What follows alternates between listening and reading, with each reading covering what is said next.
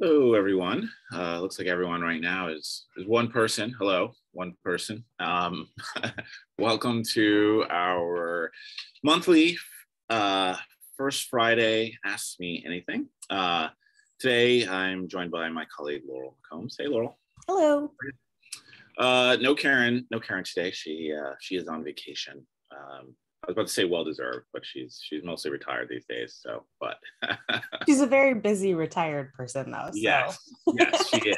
She does need a vacation from her retired life, so she'll do different retired things now.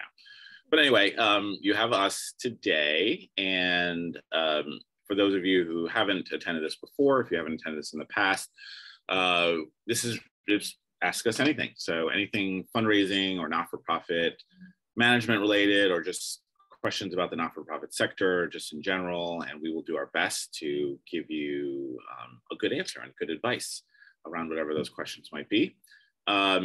This works best if you actually have questions, so hopefully you do, particularly since we only have one question that we got in advance. So get your thinking caps on and start thinking about any questions that you might have, and you can ask questions by either just typing them into the chat, or you can type them into the Q&A feature that we have as well. Either one will work, and either one we will answer. So start typing away, start thinking about those questions. But in the meantime, Laurel, I know we have one question that we got in advance, so why don't we start with that while people start to think about any other questions that they might have. Great. So the question we got in advance is more of kind of a compliance question, but we thought we'd raise it anyway, because I think it leads us to some interesting other discussions. So essentially it's from someone at a private independent school.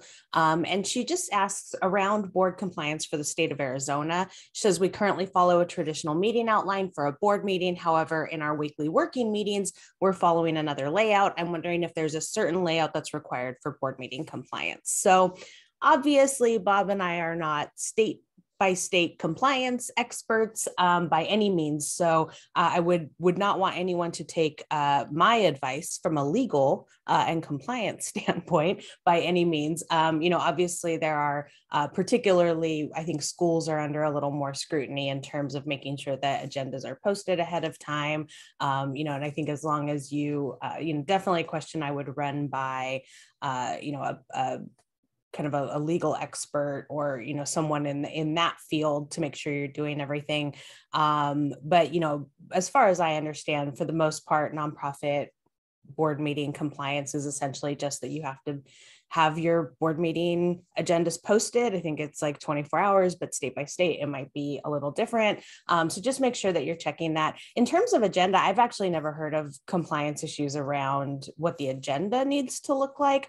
But I did think that this kind of brought up an opportunity for us to talk about something that I do think is within our wheelhouse around board meeting agendas, and just kind of making sure that regardless of the kind of organization you are, whether you are a independent school or a community-based nonprofit or whatever you might be doing, that it's often a good thing to just kind of stop and check in on your meeting agendas every once in a while. And I know that we've in the sector for a long time been talking about the use of consent agendas and shifting away from having meetings where there's a lot of reporting out, and really trying to focus our board meeting agendas more on strategic discussion and key decision making. I feel like we've been talking about that in this industry for a long time, and yet I still see so many organizations that just have these meetings that are essentially just an hour-long report out. In some ways, I think Zoom has maybe made that even worse in some cases, because people feel maybe less able to have really robust discussion. But I know that, and I'd be curious to hear from your experience, Bob, I know that even via Zoom, I've done some really great board sessions where we've utilized breakout rooms, and board members have really responded to that, have really responded to being able to break out into smaller groups, have some discussion with just a couple of colleagues. In a lot of cases, the feedback I've heard from folks is that they are hearing are having conversations with people on the board that they've actually never had conversations with, because they're just kind of randomly getting thrown into breakout rooms. So, again, I think just taking this opportunity to, with that question, to kind of lean in on, really, really taking a hard look at your board meeting agendas. What are you trying to accomplish? What are the outcomes of those meetings? How are you making them as engaging as possible? How are you getting the best use of your board members' time out of those meetings? Is really what I wanted to focus on. Bob, any other thoughts on that? Yeah, I mean, I echo everything that you said. I literally just got off a board meeting call right before this that was a little challenging, and no offense to anyone who from that board meeting who may ever listen to this recording. I think I'm fairly safe because there was a lot to get through, but I am going to use it sort of as a jumping off point. And I really contrasted with a board meeting I went to for the same group back in October, and that one was live, and this one, or in person, and this one was Zoom.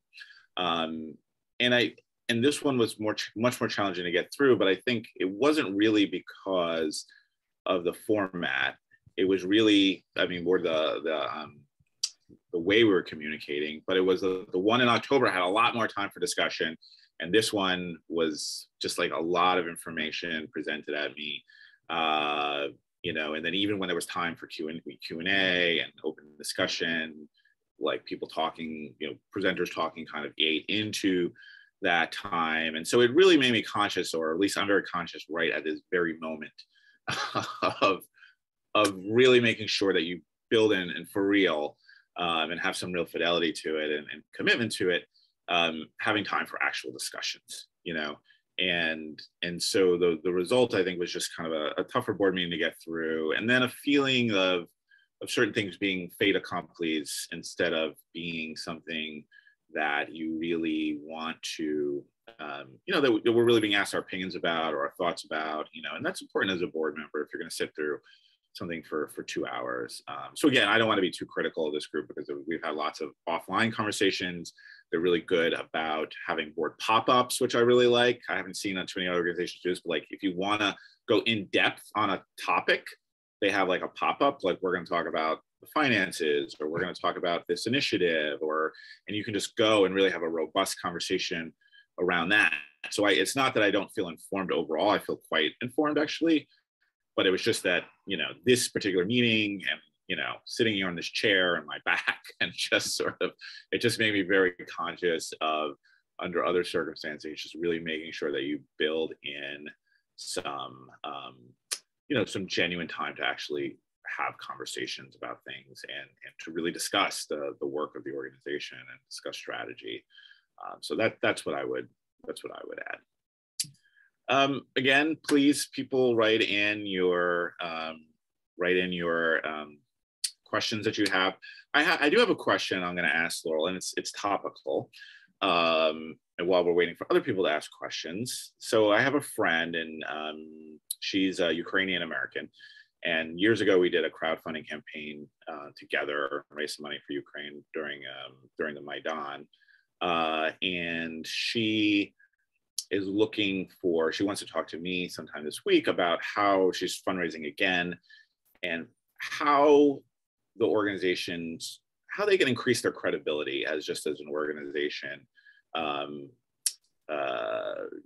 That's sort of unknown at this time to a lot of people, and like what kind of goes into that. And I thought it was an interesting question because I think they do something that's really interesting, which is they have all of their finances online. So you can go and you can look, and it's in real time, and you can look at their finances, and they broadcast all of their board meetings and meetings. Everything is publicly broadcast. You can join in. You don't have to be a board member to join in. So they already have like this really interesting bit of transparency going on, like fairly radical transparency that's happening. So I guess my question is two parts. This is what happens when we don't have specific questions. We kind of ramble on about what we feel like rambling on. Oh, we do have a question, so we'll get to that in a second. But yeah, I wonder what your thoughts are on sort of the idea of that level of transparency. I think it comes up a lot in DEI conversations as well. as well as any advice around like what do you think is key to just building credibility? Yeah, I love it. I mean, I think the more transparent we can be, the better. You know, the Edelman Trust Barometer just came out, 6 weeks ago or so, as it does every year. And while the nonprofit sector in those trust surveys always tends to rank higher than everyone else, it's still really low, right? It's kind of like, don't compare yourself to everyone else when everyone else sucks, So it's like, pat ourselves on the back, but very, very lightly. So, I think all of us have to go into this recognizing that we can't take for granted trust. We can't take for granted that anyone, there's way too many stories about fraudulent organizations that are mishandling funds, organizations that aren't even real, right? That are raising money on the backs of other organizations that are real.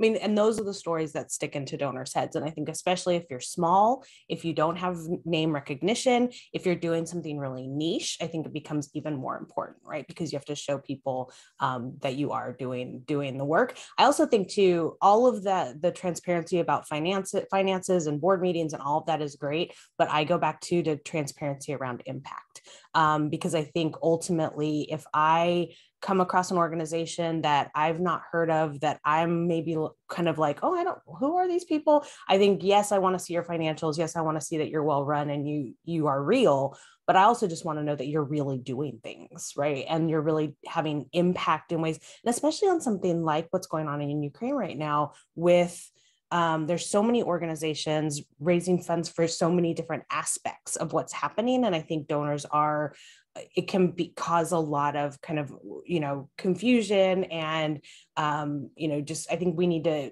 just kind of be very clear about not just what we're raising money for, but the impact that we're having with those funds.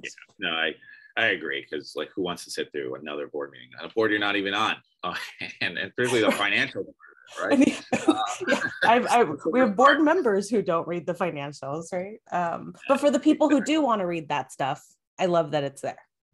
Yeah, I agree. I think for an organization like them, that's directly, it's not so much, I think, about the how much we're spending on admin versus how much on program, but you get to see that impact in kind of real time. Like, here's how we're spending our money, which I think is an interesting concept, and I think an interesting feature that this organization has. I just think we've heard people talk about that kind of transparency, but you hear examples of it here and there, and then I kind of wonder if they keep doing it, So anyway, a thing to keep an eye on, and an interesting idea. All right, well, we have some audience questions, so why don't we get to them? Sophia Giddens, hello, Sophia. How and when should someone in the fundraising lane, quote unquote, try to influence program or organizational strategies, particularly when plans and outputs are impacting the ability of the development team to meet fundraising goals or report back timely and effectively to fundraisers? All right, that's a really good question. It's a really good question. I'm gonna let you go first. Okay. So I think overall, our job as fundraisers is to support whatever the priorities are of the organization. And of course, we're probably going to have some influence over that, and are probably going to, just as whatever our position is, have, and as staff members, have some conversation around that. But overall, I don't know that it's it's for us to influence the program beyond being a staff member and having influence appropriate to whatever our position is in the organization anyway. I do think we have a responsibility, though, to say, like, okay, you want to do this, then here's how realistic that is, and here's why, and here's the consequence of that, and those kind of questions. So, like, when I was working at the Center for Constitutional Rights, we might have taken on a difficult case. I'm not going to say don't take that case, but I am going to say, hey, if we take this case, we might lose these funders that look this way, and so we should at least acknowledge that, and then we should compensate for that in some way, or make sure we're prepared for the consequence. But I was always careful about not saying we should or we shouldn't.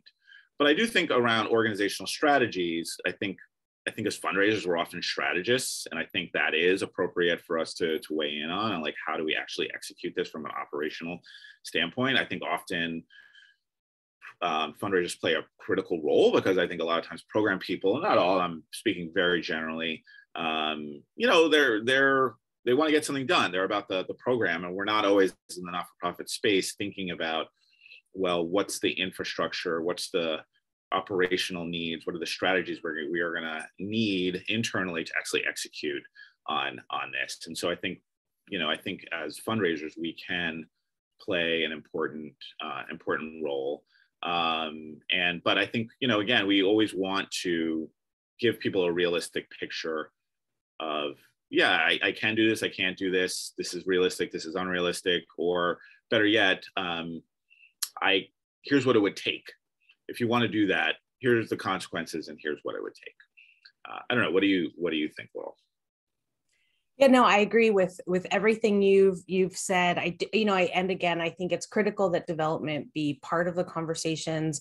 And I think, you know, I've been having a lot of kind of philosophical moments lately around kind of the role of philanthropy.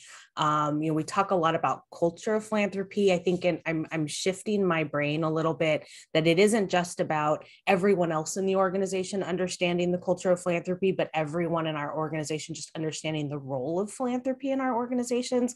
And I think both philanthropy, not just philanthropy as the fuel that allows us to do our work, but philanthropy in and of itself as having potentially programmatic components, right? That philanthropy in and of itself can be a kind of a programmatic cost center, not just an administrative one, and what that means for our organization in terms of the way we reach into communities, the way we engage our communities.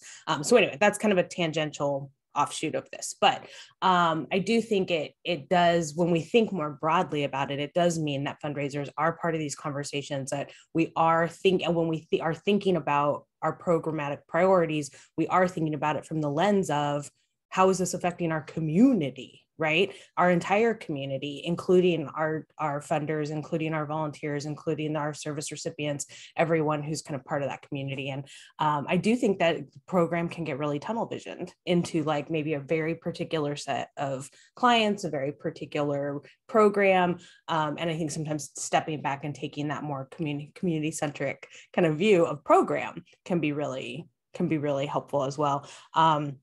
And, you know, and again, I think I also think that as fundraisers, we've always been very hesitant to go back to funders and report not perfect results. I think we as a sector need to start getting more confident with being able to go back to funders and say, you know what, we said we were going to do X. Here's what we did do. And it wasn't X, it was Y. But let me talk to you about why it was Y, right? And I think that, you know, but that also requires you to be really talking to your program staff. If program staff aren't achieving the goals that you put into a grant proposal, you need to fully understand that and be able to understand it in a way that you can make the case to funders about why that's so. And sometimes I think those can be some of the best conversations we have with funders, because it really starts to allow us to talk to funders about realities of implementation, real barriers that we're facing, instead of just kind of going back and being like, we're perfect and we did everything right, right? Because that's never true. So I don't know, I guess I would just say, anyway, that's my response. Yeah, and I agree with that. And I'd say go to those funders, not when the report is due. Do it beforehand. Okay. So we have Emma. Emma asks, if I'm planning to stay in the development field for the duration of my career, how important is a graduate degree? If important, do you have any suggestions as to which degree to pursue? Want me to take it, or do you? Yeah, you go first, Bob. Okay, I'll go first. So no, you don't need a graduate degree, most likely. I think we are in a field that is very experience-based. I think, you know, I think when we hire development people, we're looking at, you know, what have they done this before? Have they raised money before? Have they managed people before? Have they had not-for-profit experience before, and the like? I don't think in general, and there may be exceptions to this, that people look at degrees. I also think there's probably a movement in the field right now to kind of move away from those kind of requirements, again, from like a diversity, equity, and inclusion standpoint.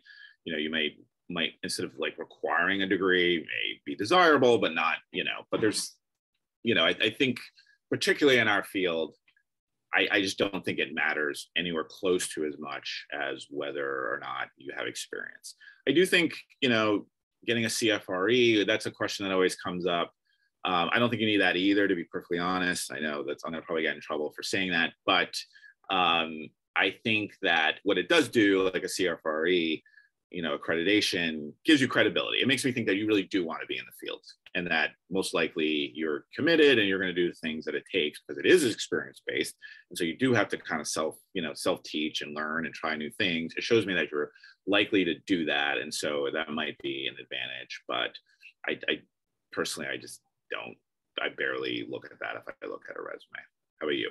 Yeah, I echo completely. I wouldn't be surprised if for entry-level development positions in the next few years, we don't even see bachelor's degree requirements for that.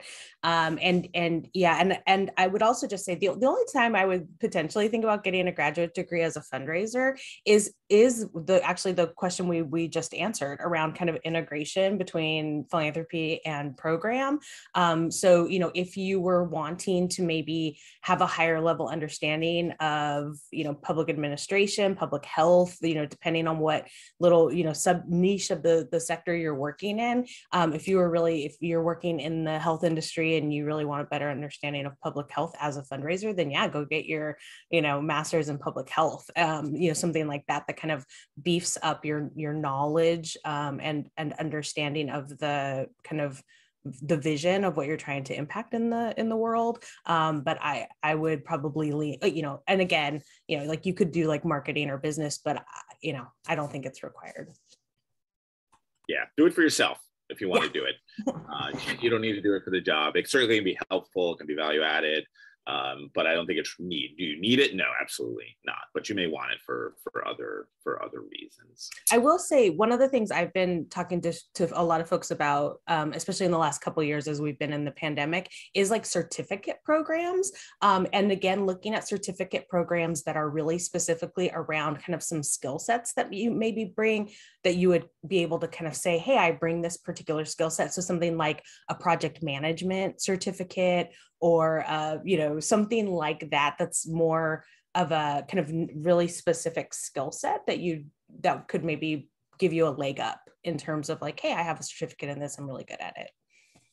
Yeah, I think that's a great point. And so not to be the graduate degree versus self-educating, not to mix the two. I think in this field you do have to self-educate. I think you do have to read books, there's blogs, there's the Chronicle Philanthropy. There's lots of things that you can do to kind of keep up with what's going on in the industry, as well as just management in general. I think that is all worth doing. So teaching yourself. I read development stuff. Probably every other night in some degree, just to kind of keep up with what's going on. So do that, but maybe don't pay graduate level money for it. Okay, so we have another question. Julie asks, my small organization has never issued an annual report. My view of annual reports has been that photos and or the donor recognition is more important than the financial information. They seem like a lot of work to make everything pretty. If we're acknowledging donors and sharing our work in other ways, do we think they're still worth it, or are they obsolete? All right, that's a great question. It's a really great question. Yeah, great question that I'm hearing from a lot of organizations right now. I think on a lot of fronts, right? Because I think for a lot of people, our annual reports traditionally have been a means to recognize donors. I think there's a lot of questions around whether or not donor listings in general are appropriate ways to recognize donors. So I think that really draws into question kind of that aspect of annual reports. To your point about the organization that's sharing their financials in real time on their website, like there's so many other ways for us to share that financial information. Whether or not we need to put it in some slick, pricey, overly designed, collateral piece is a question. I think in general, technology has partially made annual reports a little obsolete, right? Because we can't, at least mailing them out, because we can do so much with email, with just posting things on our websites, with social media. You know, I think about 20 years ago when I was a development director. I mean, the cost of doing our annual report, you know, hire a designer and you hire a writer and you print it out, and it's got to, you know, to Julie's point, it's got to be pretty and all this stuff. And I think still a lot of organizations, it's a huge cost to do that piece. I go back to like, why are you doing it? What's the purpose of it? Do you have, some people have funders who require it. But no funders that require it are requiring it to cost $3 a piece, right? The funders who are requiring it just want to see your financials, want to see kind of a impact report of what you've done this year. And you can do that in like a Word document. So, you know, I think you go back to strip it back down and say, why are we doing this? Who is this for? And are there other things that are achieving that same thing? And to Julie's point, like if we have other things that are doing this, why do we need to do it? And when in doubt, ask your donors. So, you know, in your next donor survey, add a question about, you know, hey, every year we send out an annual report. Do you like to receive that? How else might you like to get this type of information? You know, that kind of thing. So, you know, the best thing to do is, or just in casual conversation, right? As you're coming across donors, the ones who are particularly maybe that you're worried about would miss the annual report, I would just kind of say, hey, we're thinking about ditching the annual report. What do you think about that? You know, so I would say, yes, it is a time to be like very scrutinous, is that a word? Of our of kind of extraneous publications. I think people only have so much attention span, and let's not waste that attention span on collateral that isn't really serving a purpose. So that's my thoughts.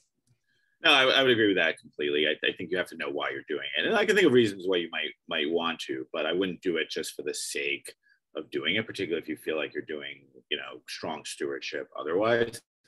The thing I like about an annual report, and the reason I would do it if I was going to do it, is it's kind of your chance to just really tell your story the way you feel like telling it. It's not a grant report. It's not, you know, it doesn't have as many limitations as other things that you might do. And so if you do it cleverly and you do it with a lot of color and charts and it's an interesting read, you know, and you make it interesting, then sometimes it can be the thing that people do look at the most and do want to look at.